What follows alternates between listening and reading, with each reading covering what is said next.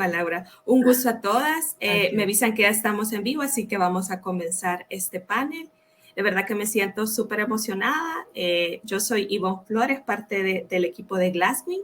Y bueno, en este espacio estaré moderando. La verdad que mil gracias por asistir a todos. Sé que ha sido una mañana bastante productiva y son las últimas participaciones. Sin embargo, es un tema súper interesante. Es innovación en el tratamiento de salud mental. Esperamos brindarles una discusión y una conversación bastante dinámica explorando ese tema. Quizás para los que se van uniendo, brevemente comentarles la misión de Glasswing en general, que es abordar las causas profundas y las consecuencias de la violencia y la pobreza a través de programas de educación y salud mental que empoderen a los jóvenes y a las comunidades y fortalecen los sistemas públicos. Para nosotros es fundamental todo el tema de salud mental como un tratamiento directo y como tema transversal. No quiero hablar mucho porque tenemos aquí unas súper invitadas. Voy a presentarlas brevemente porque también los que están viendo nos pueden ir a la agenda general y ahí están los perfiles, pero agradecemos a May Loredo. Ella es cofundadora y directora ejecutiva en Otros Ring en Acción. Es una organización dedicada al apoyo mutuo y a la acción política para quienes crecieron en Estados Unidos y ahora se encuentran en México por deportación o por alguna amenaza de deportación.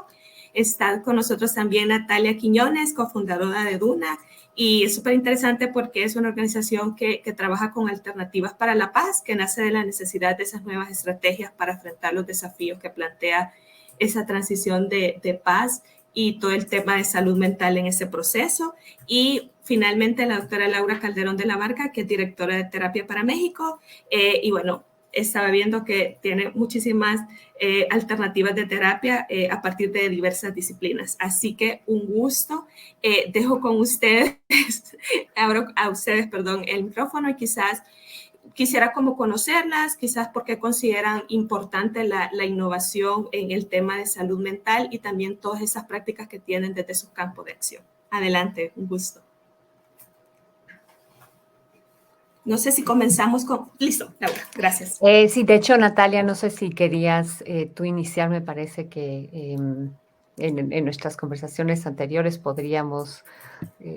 pero bueno, si quieres, ya tengo el micrófono abierto, entonces voy yo. Listo, gracias, Laura. Pues mira, creo que hay varias razones por las cuales es muy importante el revisar las innovaciones, ¿no? La primera que me parece esencial y que creo que la pandemia lo dejó de manifestación muy clara es que las condiciones actuales de salud mental de la población no pueden ser atendidas con servicios individuales, ¿no? Realmente necesitamos escalar la capacidad que tenemos de proveer de servicios de salud mental a la población, ¿no? Por poner un ejemplo, en México los problemas de ansiedad se han incrementado de ser padecidos por aproximadamente 15% de la población total antes de la pandemia.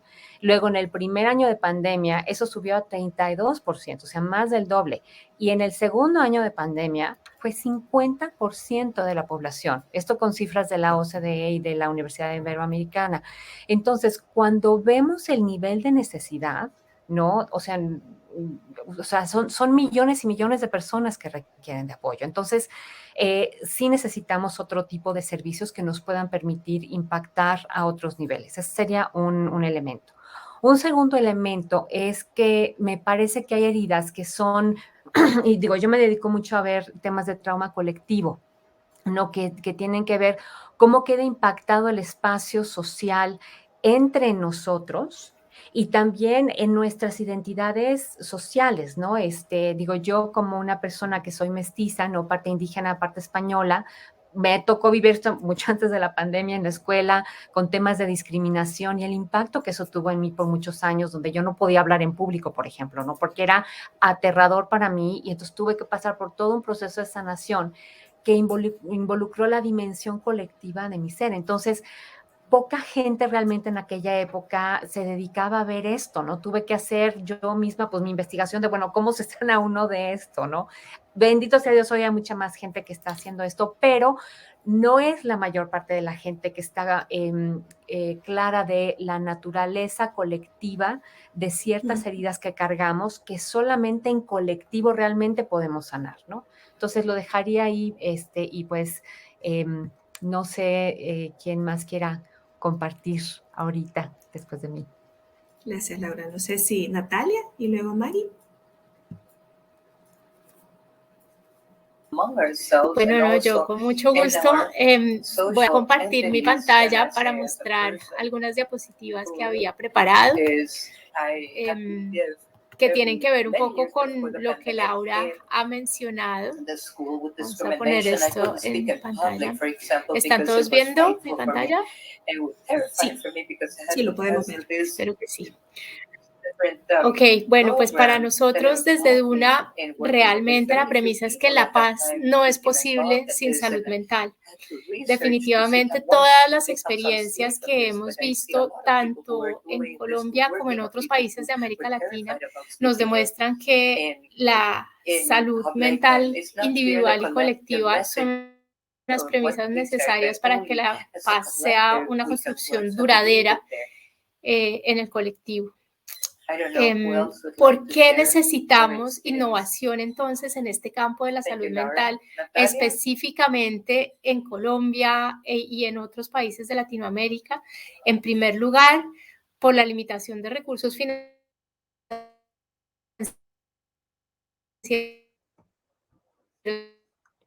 y de capacidad instalada. Los países latinoamericanos, los lugares más golpeados por la violencia son absolutamente remotos. Ahí no encontramos psicólogos.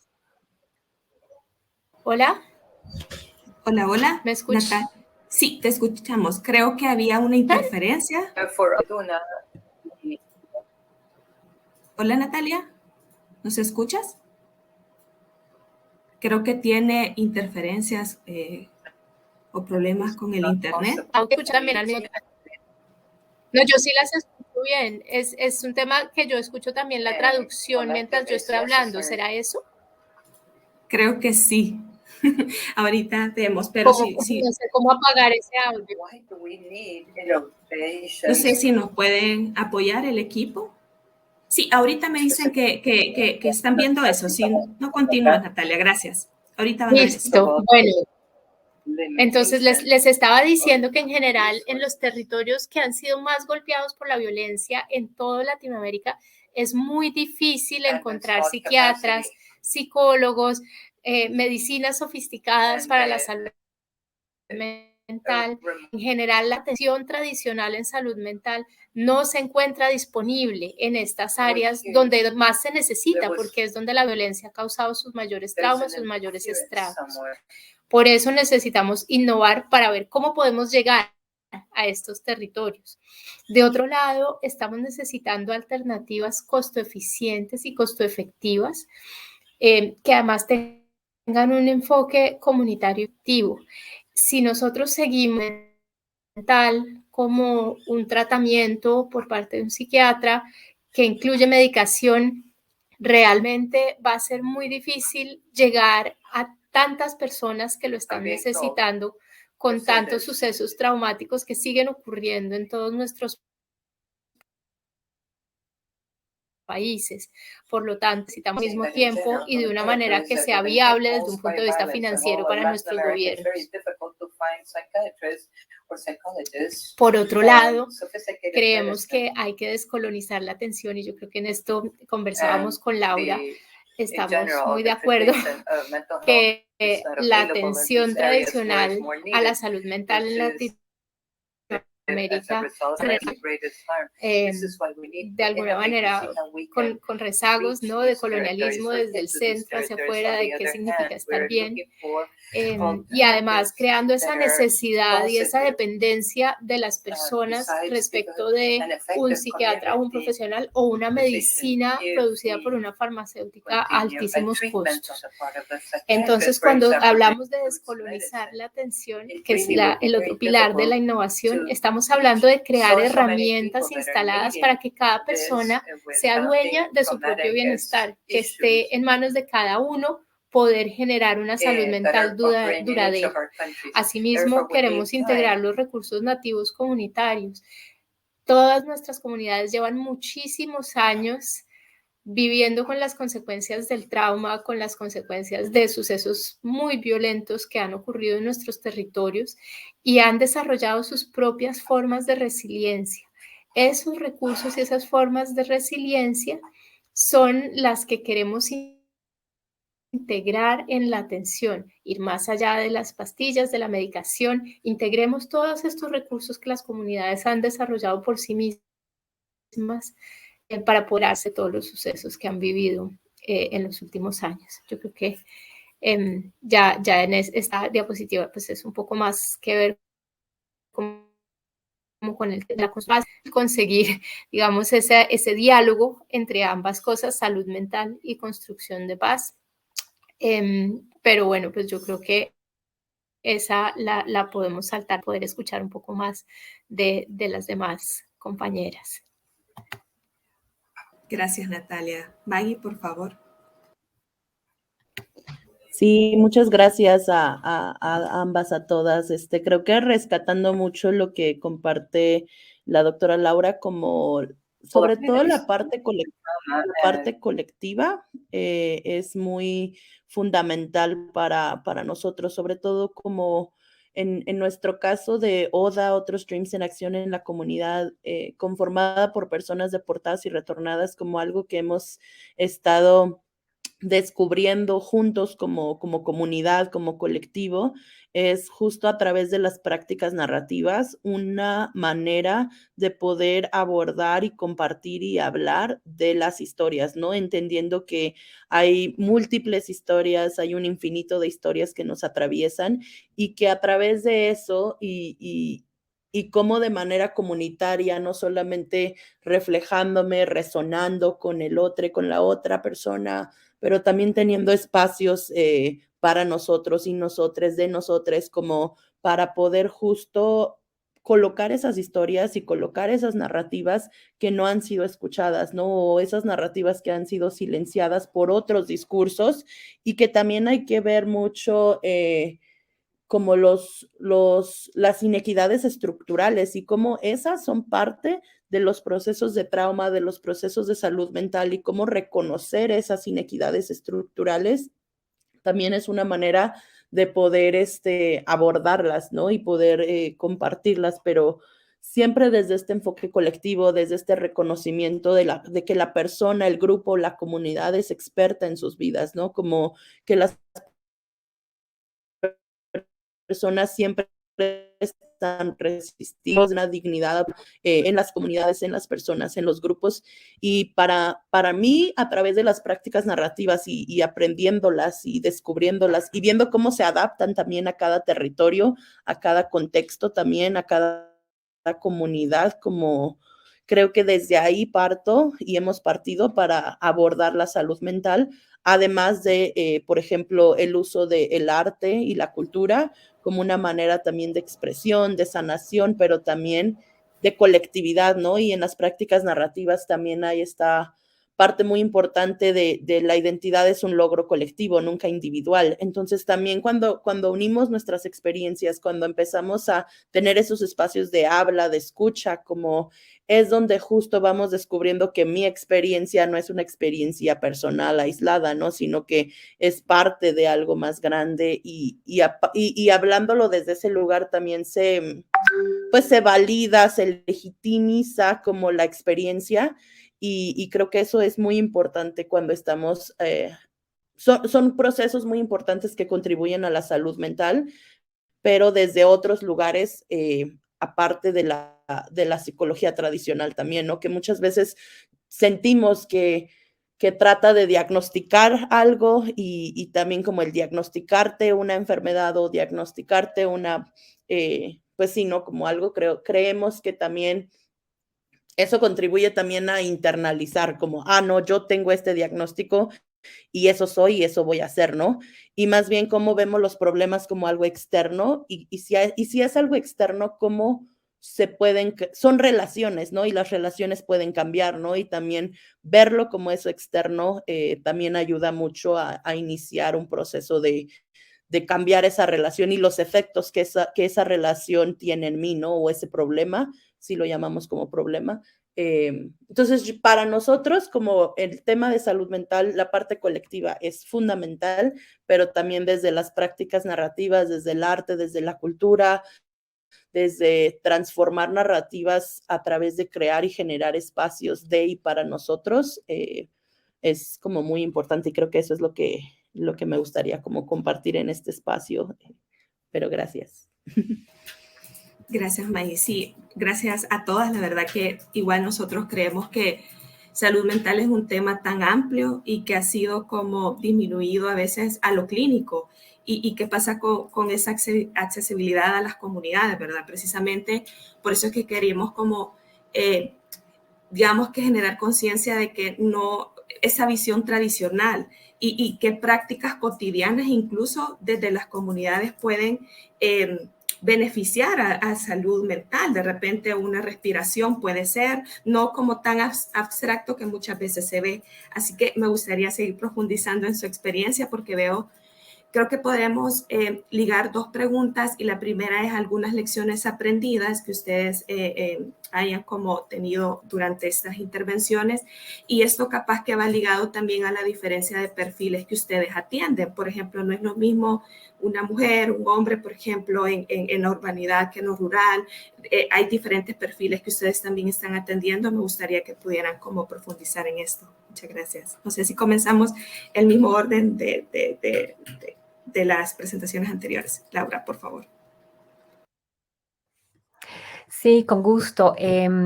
Pues aprecio mucho las preguntas. Serían varias cosas, ¿no? Coincido con lo que mencionaba Maya acerca de la importancia de lo colectivo y el elemento de el surgimiento de la inteligencia colectiva. Yo creo que para mí esa es una de las lecciones más grandes, ¿no? O sea, las respuestas no las tenemos que tener nosotros los especialistas en salud mental solos, no las podemos crear, ¿no? Realmente el ver, el trabajar directamente con las comunidades desde las partes donde tienen recursos, me parece esencial el poder traer eso, sin por ello negar toda la parte de la afectación que sí tiene. Entonces, el mirar desde una perspectiva de complejidad me parece esencial, ¿no? Entonces, la formación en complejidad también es una de las lecciones que yo me he llevado en el trabajo. Ahora, dedicándome mucho a temas de trauma colectivo, una de las cosas que he visto es que en realidad todos estamos afectados, ¿no? Y que en el mundo occidental muchas veces parte del tema es que como se ve el trauma en diferentes poblaciones es muy distinto. En Occidente, el trauma se ve como anestesiamiento, numbing en inglés, entumecimiento, el no sentir. Entonces, muchas veces pensamos que nos pasa nada porque no sentimos, sin darnos cuenta que no sentir de hecho es un síntoma de trauma, ¿no? Y que esto es algo que es muy común en la población, especialmente creo yo en el mundo occidental, en las partes que tienen más privilegio, digamos, ese es uno de los elementos que nos ha permitido sostener privilegios cuando no percibimos el impacto que mi privilegio le causa a otros, ¿no? Entonces, el aprender acerca de esto creo que es esencial, el irnos formando como una sociedad informada en trauma, capaz de comprender desde una perspectiva de compasión, ¿no? O sea, no se trata de que nos destruyamos unos a otros porque en el pasado nos lastimamos, o sea, eso es continuar perpetuando el mismo trauma colectivo y perpetuándolo, ¿no? Sino más bien el realmente desde una comprensión más profunda de las dinámicas colectivas que siguen vivas entre nosotros, afectando en nuestra identidad, ¿no? Por ejemplo, todas las personas que tienen identidades que han sido estigmatizadas, hay un elemento colectivo en ello, ¿no? Que es importante revisar, pero también en los recursos colectivos que sí hay y que han sido también estigmatizados, ¿no? Yo lo veo, por ejemplo, en poblaciones indígenas con las que he trabajado, donde los jóvenes ya no miran hacia sus mayores con respeto, sino con desdén. Ese es un impacto todavía de trauma colectivo colonial que sigue presente entre nosotros, ¿no? En la Ciudad de México, mucha gente que todavía ve a la gente indígena como menos, ¿no? Sin duda eso también ha ido cambiando, pero todavía pervive eso. Entonces, el poder mirar desde un lado diferente, donde tomemos responsabilidad de la parte que nos toca, tanto por el lado de cómo hemos continuado manteniendo dinámicas que lastiman, como también la parte nuestra que está lastimada y que también necesita sanar, ¿no? Eso serían un par de cosas que me gustaría compartir ahorita. Entonces, Natalia, no sé si quieras tú continuar tengo otras cosas que decir, pero me encantaría escuchar también Maggie y Natalia ustedes. Adelante, Natalia. Muchas gracias, Laura. Como siempre, muy alineadas.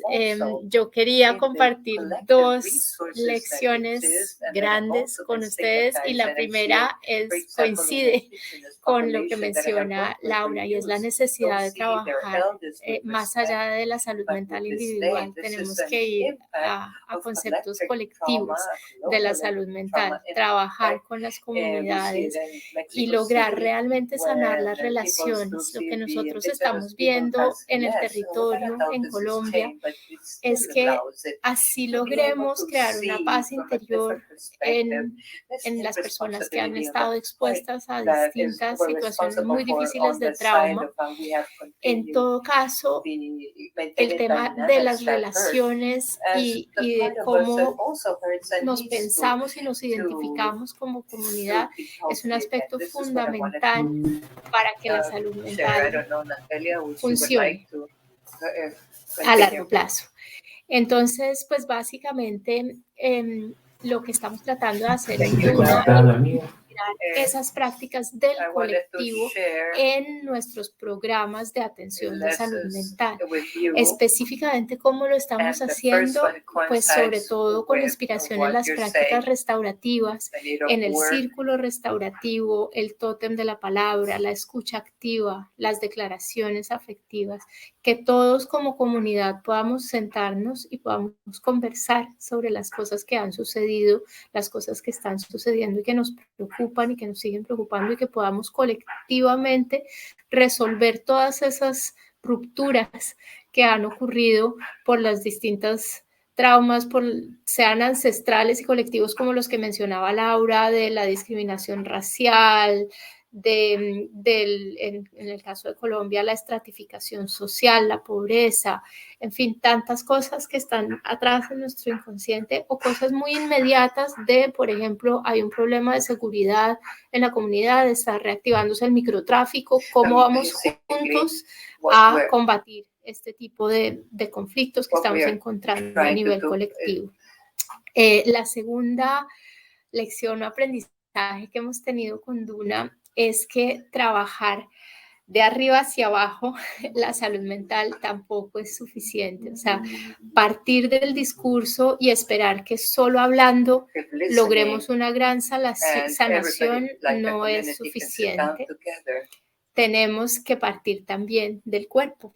Y eso pues ha sido, digamos, una de las grandes innovaciones que ha tenido Duna en Colombia y es buscar alternativas que partan de esa relación mente-cuerpo y desplacen el trauma que reside en nuestros cuerpos. Las principales herramientas que usamos para esto son el yoga integral, el mindfulness, la danza y la somática. Son herramientas que además nos permiten integrar estas identidades nativas de las comunidades a las que atendemos.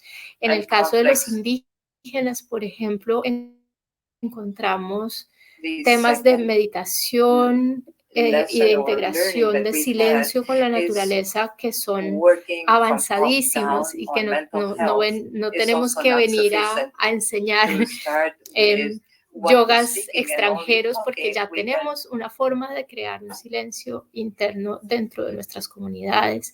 En el caso de la danza y la somática, por ejemplo, con nuestras comunidades afrodescendientes, hemos encontrado que el trauma también se puede bailar y que podemos salir de muchas de las cosas que nos están impidiendo salir adelante como individuos y como comunidad a través del movimiento. Entonces, pues, integrar estos enfoques de abajo hacia arriba, bottom up, con los enfoques de arriba hacia abajo, que es la psicoterapia tradicional y la verbalización en general, incluyendo las prácticas restaurativas, pues ha sido lo más efectivo que hemos encontrado nosotros en el territorio. Y ahora pues le cedo la palabra a Maggie para que nos cuente también sus aprendizajes principales. Maggie, perdón, antes de continuar quiero disculparme que estamos en vivo y justo tuve un percance, pero ya estoy de regreso. No sé si podemos también, porque creo que hay una interferencia de traducción, pero ya lo están arreglando igual. Gracias, Maggie. Por favor, disculpa la interrupción. Muchas gracias, Natalia, y todas. Sí, pues creo que también como partiendo y resonando mucho de lo que han compartido, creo que en nuestra experiencia y también en mi experiencia desde antes de ODA, como creo que uno de los aprendizajes, enseñanzas muy importantes, trabajando también con una comunidad de la cual yo soy parte también, ¿no? Entonces creo que también ese es otra mirada muy importante, porque no solo acompaño y trabajo con personas deportadas o personas forzadas a retornar de Estados Unidos a México, pero yo también soy parte de esa comunidad, ¿no? Entonces creo que desde ahí también tiene otra mirada, otra manera en cómo yo me aproximo a la comunidad misma, pero también reconociendo que con el paso del tiempo y el acceso que tengo o que he tenido a espacios de conocimiento, a espacios que también son de mucho privilegio porque no están accesibles a todas las personas en esta situación de movilidad forzada y en el caso de ser deportadas o de retornar. Una de las cosas muy importantes ha sido como lo que implica el acompañar y el atestiguar, ¿no? El show up, el estar ahí, ¿no? Y el poder ser testigos como de momentos no solamente de violencia, de trauma, pero también de momentos de resistencia, ¿no? Y como dentro de esos momentos tan complejos y tan violentos y traumáticos también hay pues lo que llamamos en las prácticas narrativas como estrellas, ¿no? Que muchas veces no se ven, pero que están ahí y que como practicantes nos volvemos expertos en poder detectar y ver esos momentos pequeños, brillantes de resistencia.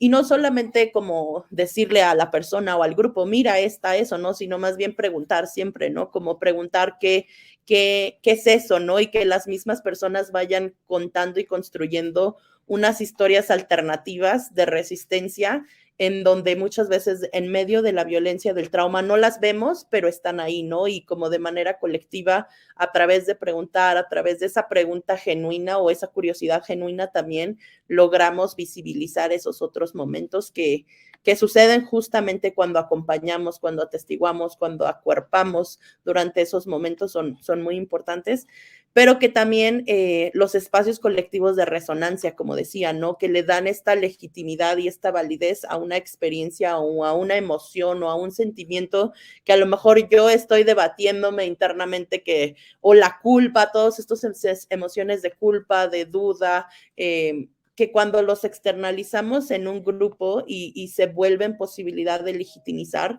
cobran también otro sentido y van hacia un camino y un proceso de sanación. Y también, como comentaba anteriormente, ¿no? Nosotros creamos espacios justo, espacios en donde reconocemos cuando las personas vienen a nuestra organización a recibir acompañamiento, espacios muy importantes de no solo escuchar, pero también de reconocer esa agencia que tienen las personas y reconocer que son expertas en sus vidas, ¿no? Porque creo que muchas veces podemos caer en, yo creo que necesitas esto, ¿no? Porque tú no sabes, porque estás atravesando este momento, ¿no? Y es decir, más bien, no, las personas saben lo que necesitan para salir quizás de una situación complicada y cómo podemos dar ese acompañamiento y ser como influenciadores, pero descentralizados, ¿no? Como también no es dejar intacta las situaciones de inequidad que estamos viendo, ¿no? Y cómo podemos también como en esos espacios de conversación poder compartirlos y tener como una conversación como coautora, ¿no?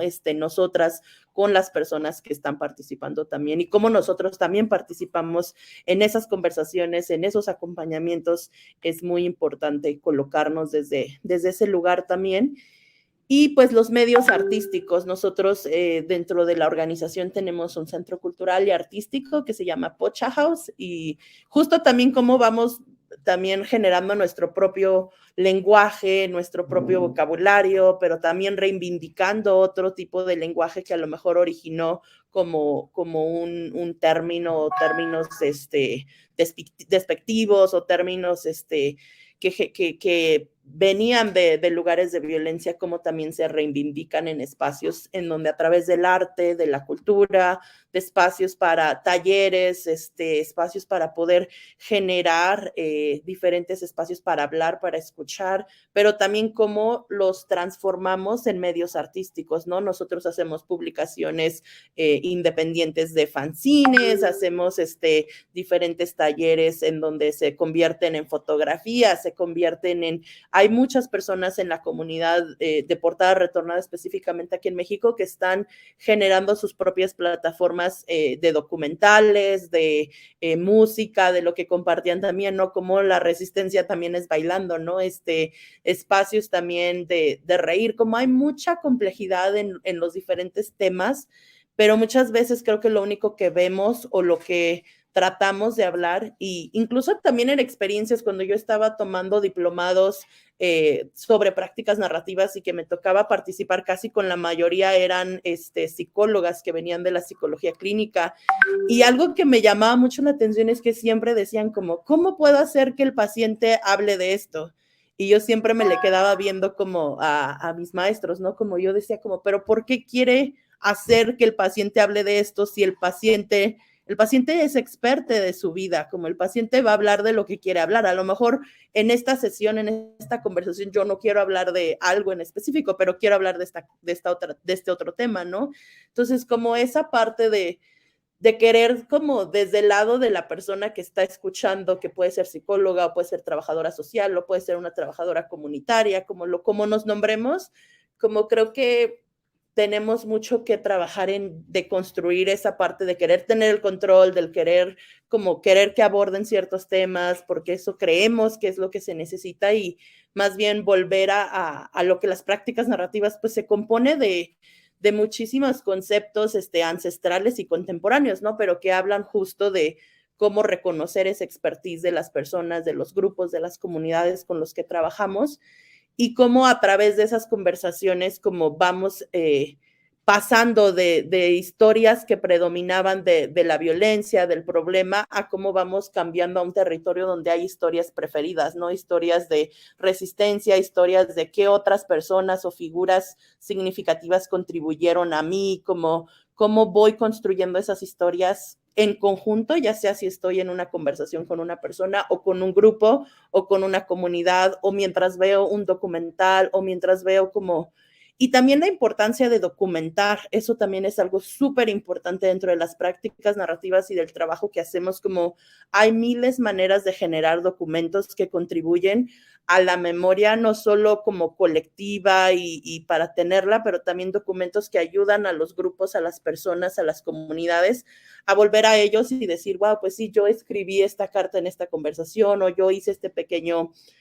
nosotros algo que hacemos incluso en nuestras reuniones, a veces como estoy teniendo una reunión con algo, designamos a un tejedor o tejedora, y esa persona básicamente está documentando lo que a esa persona le resuena, no está como que como copiando todo lo que escucha, sino más bien de una conversación. Yo estoy documentando con palabras, con dibujo, a mí me gusta mucho hacer bordado, entonces yo puedo estar bordando durante una conversación, y esos son documentos también, ¿no? Y reconocer que hay muchas maneras de documentar, pero los documentos también nos ayudan en ese proceso, además de generar de contribuir a esa memoria colectiva, y después también utilizarlos también para poder incidir, para poder llevarlos a otros lugares, ¿no? Entonces, la parte de escuchar es muy importante, escuchar desde un lugar como de curiosidad, desde un lugar de dignidad. También creo que el escuchar es muy complejo también, a veces como que se puede interpretar como que es fácil escuchar, pero tiene su complejidad. Y también preguntar, ¿no? ¿Qué estamos preguntando? Siempre estamos preguntando para que las personas, grupos o comunidades sean los que formulen y hablen y construyan sus narrativas y sus historias. Y documentar como la tercera parte muy importante, Y que también la cuarta, pues es como unir vidas, ¿no? Que también cuando estás platicando, externalizando dentro de un grupo, se están uniendo vidas, aunque no las estás viendo tú como tangiblemente, pero el hecho de resonar con otra persona, de que un comentario de algo te lleva a otro lugar, como creas una unión y una identidad colectiva que justo tiene pues muchas posibilidades en el trabajo, pero también en el trabajo propio y colectivo. Muchísimas gracias. Definitivamente una gran experiencia y totalmente de acuerdo. De hecho, en las primeras sesiones de esta conferencia escuché algo súper interesante, es el tema de salud mental desde la perspectiva de derechos humanos, de la democratización de esto y verlo desde la perspectiva de justicia social, que esto es súper importante y que indudablemente ustedes están abonando a este tema. Y también el tema de cómo se hacen ese sentido de agencia y los grupos de repente de apoyo que pueden surgir. Es decir, no solo yo estoy pasando con esta situación, sino que hay otros pasando lo mismo y cómo nos podemos unir también y apoyarnos mutuamente.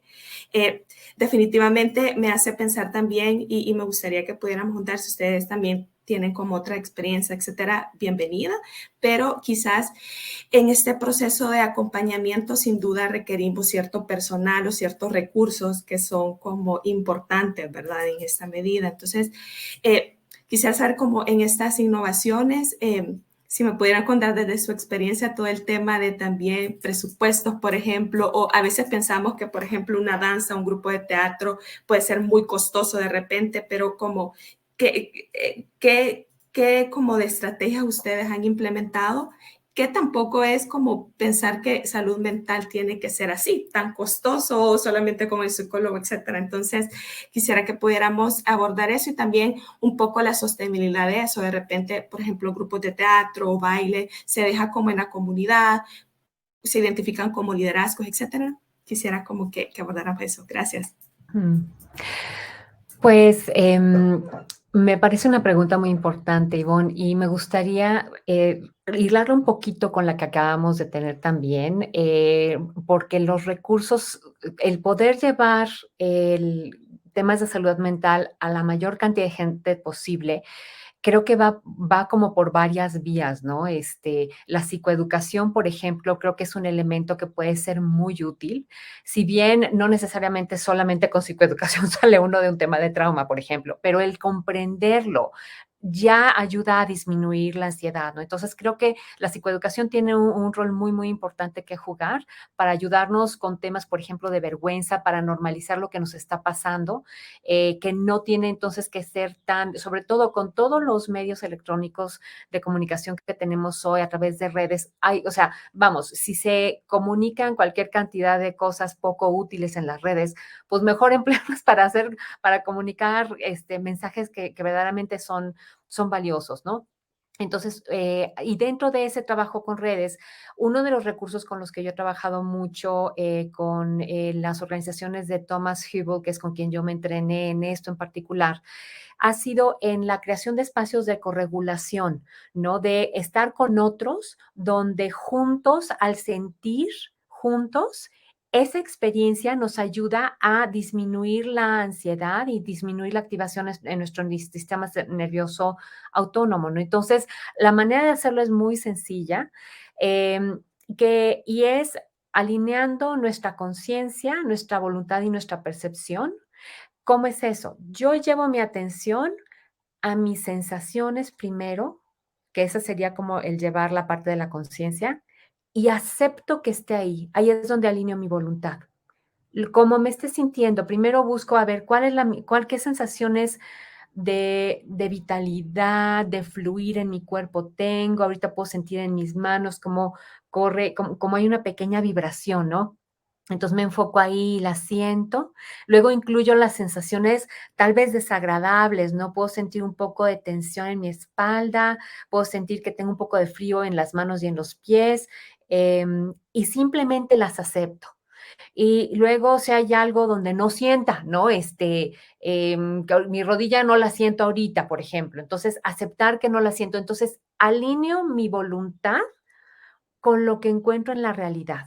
Entonces dejo de pelearme con cómo estoy, ¿no? Y hago lo mismo con mis emociones, qué emoción siento ahorita, si siento un poco de ansiedad, me quedo con esa ansiedad, la acepto, que ahí está. Si siento también un poco de alegría, también acepto la alegría. A veces podemos sentir como diferentes emociones al mismo tiempo. Igual y siento una y luego cambia y se vuelve otra, ¿no? Igual y siento enojo y luego detrás está tristeza. Entonces, las acepto que están ahí. Y luego llevo mi atención a mi mente, observo cómo están mis pensamientos, si van rápido, rápido y repitiendo lo mismo uno y otro en círculo, si así están, así los dejo, no me peleo con ellos, simplemente reconozco que así están. Y luego llevo mi atención al espacio donde ocurren todos estos movimientos y ahí descanso, ¿no? Entonces, al aceptarme yo como estoy, algo se empieza a relajar en mí.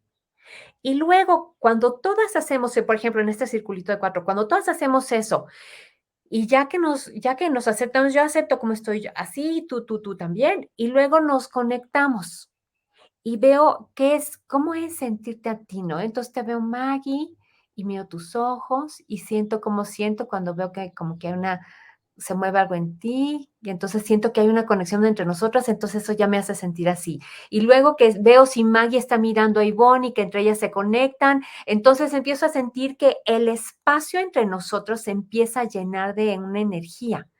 Y al sentir eso, yo me empiezo a relajar más. Entonces, lo acabamos de hacer ahorita, no necesitamos muchos recursos, es muy sencilla esa parte. Entonces, eso es una de las maneras que hemos encontrado para usar los fenómenos de resonancia, para usar la conciencia y para usar pues los medios que tenemos la mayor parte de nosotros, que tenemos al alcance medios electrónicos de comunicación, para poder ir generando espacios donde a través de prácticas sencillas podamos ofrecer apoyo eh, a nivel como comunitario fácil, ¿no? Y que es muy importante, me parece a mí, ver que para esto que acabamos de hacer, o sea, vamos, no necesitamos todo un entrenamiento de años y años para poderlo hacer, ¿no? Hay otro trabajo que hace una persona a la que admiro muchísimo, Adalberto Barreto, él es brasileño y es el creador de lo que se llama terapia comunitaria. El tipo de entrenamiento que él hace se puede llevar a cabo en una semana y está diseñado para que lo pueda tomar gente que no sabe leer y escribir. Entonces, el hacerlo accesible a niveles de ese tipo, ¿no? De gente que realmente está pasando por situaciones muy precarias y ayudarlos a reconocer que dentro de la carencia se genera competencia, ¿sí? Eso también me parece esencial para poder ir generando espacios donde, como decía yo, la inteligencia colectiva, información bottom-up del que hablaba Natalia, ¿no? De la gente, de la comunidad misma, se vaya generando hacia arriba, me parece esencial, ¿no? Y finalmente, Maggie, esto que tú decías de la parte del registro, de los diferentes tipos de registro, ¿no? Desde escrito, con canciones, con baile, con dibujos, etcétera, que nos permiten reflexionar y apropiarnos de lo que funcionó para que se vuelva un recurso, porque si algo me hizo bien, pero ni me enteré qué fue, entonces no va a ser un recurso. Se vuelve recurso cuando yo me doy cuenta que eso me ayudó y que entonces yo en un momento posterior puedo buscarlo para apoyarme en ello y que eso me puede generar entonces que ya me lleve yo lo que me ayudó en lugar de dejarlo pues ahí con los demás, ¿no? Así que hasta ahí la dejo. Gracias. Bueno, Natalia, yo también quisiera, sí, como darle un poco también de continuidad a lo que acaba de decir Laura, además porque ya tenemos muy poquitos minutos de nuestro seminario y bueno, no vamos a alcanzar seguramente a llegar a la parte de resultados. Para eso yo los invito a que vayan a nuestra página web www.dunna.org,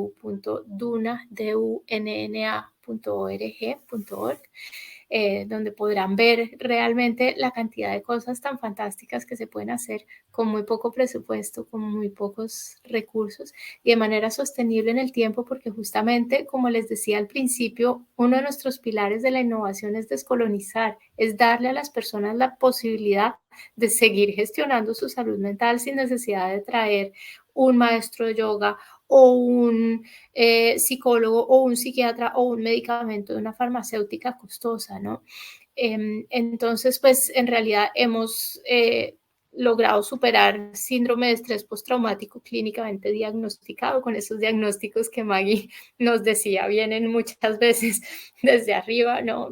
Usted tiene y usted es como echándole un poco la culpa, pero con todo y eso, a través de los recursos nativos, a través de la corregulación que nos decía Laura, al escucharse en comunidad, en un círculo, de manera activa y presente, al implementar este tipo de estrategias, pues estamos viendo que superan ese tipo de trastornos, incluso cuando han sido diagnosticados pues, por la rama más tradicional de la salud mental. Hemos visto que realmente las comunidades se apropian de las herramientas, entonces cuando hemos tenido programas basados en yoga y prácticas mente-cuerpo, vemos que las madres lo hacen en sus casas con sus hijos, vemos que los hijos lo hacen en los parques los domingos con sus amigos, vemos que los vecinos se reúnen a hacer lo mismo, de manera que empieza a regarse el recurso dentro de la comunidad misma y de una manera muy propia, ¿no? Cada uno va replicando lo que le resuena, como también, no sé si era Maggie la que decía que ella tejía y que bordaba lo que le resonaba, pues lo mismo. Nosotros vemos que las comunidades replican no el protocolo completo de las distintas herramientas que nosotros les damos, sino aquellas que les resuenan en particular a esa comunidad y que son relevantes al momento presente que están viviendo y a su historia también vivida. Entonces, pues realmente es posible y los recursos pues están dentro de cada uno de nosotros. Eso es algo muy importante de reconocer, ¿no? La salud mental no está afuera, está aquí adentro y pues nuestro trabajo como profesionales en esta área es justamente mostrarle a las personas, pues porque qué derecho tenemos de ocultarle a la gente, pues que tienen absolutamente en sus manos todas las posibilidades de estar bien de ahora en adelante, que no dependen de nadie de afuera, que no requieren medicamentos y cosas. En la gran mayoría de los casos, ahí yo tengo que hacer un caveat, digamos que uno de nuestros resultados grandes de política pública en Colombia ha sido que más o menos el 91% de las personas que pasan por este tipo de programas logran autogestionar su bienestar hacia el futuro. Hay más o menos un 9% de las personas en Colombia que todavía requieren otro tipo de atención o otro tipo de acompañamiento especializado. Pero bueno, me he consumido muchos minutos y quisiera también escuchar a Maggie, que siempre es muy interesante lo que cuentas. Así que adelante.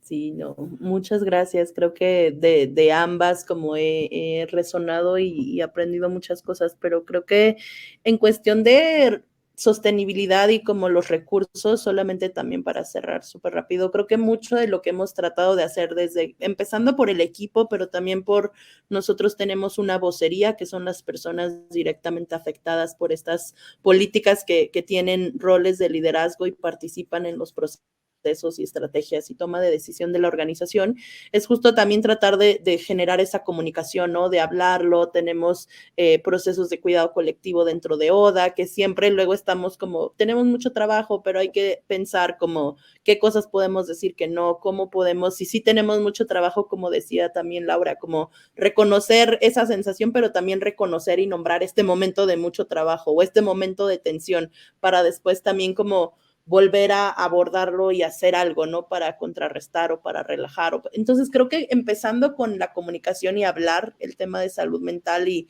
dejar de practicarlo para que deje de ser como este tabú, esta culpa, como creo que en la práctica es muy importante y sobre todo para las personas que estamos acompañando, ¿no? Y atestiguando y acuerpando, como siempre, personas que además hemos sido directamente impactadas. Por lo mismo es otro nivel también de cómo estamos trabajando en acompañar, pero revivir de alguna manera nuestras experiencias, aunque ya hayan pasado años, ¿no? Las seguimos reviviendo y cómo nos cuidamos y cómo abordamos la salud mental. Y creo que definitivamente pues, hay muchas maneras, como ya ha compartido también Natalia, de de espacios que podemos hacer que no requieren tantos recursos, pero sí requieren una voluntad, una escucha, generar el espacio, ¿no? Y ya si tenemos más recursos, pues creo que hay cosas muy, muy súper todavía que se pueden hacer, que tienen un mayor alcance, y a lo mejor también esa es como la conversación de cómo involucramos a nuestros aliados, a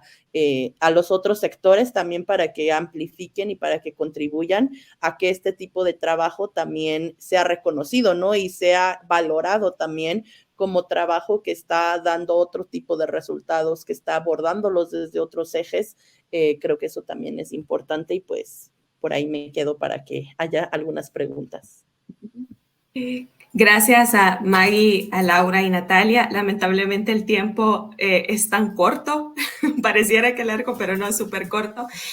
Igual, hay una pregunta que dice, ¿cómo es el nombre del autor brasileño de terapia colectiva que nombra la panelista? Laura, creo que es... Sí, es Adalberto Barreto, y el tipo de terapia se llama terapia comunitaria. Y él tiene ya formados como a 3 millones ha atendido como a 3 millones de personas, ha formado a miles de personas en Brasil y en otros lados, ¿no? A mí me ha tocado recibir entrenamiento con él en México, entonces realmente recomiendo muchísimo su trabajo, ¿no? Así que sí, con todo gusto. Listo, muchas gracias, Laura. Perfecto, cerramos este panel. Muchísimas gracias a la audiencia y a ustedes. Indudablemente una gran experiencia, y gracias por compartirla. Nos vemos. Un gusto. Gracias. Gracias por la invitación. Chao.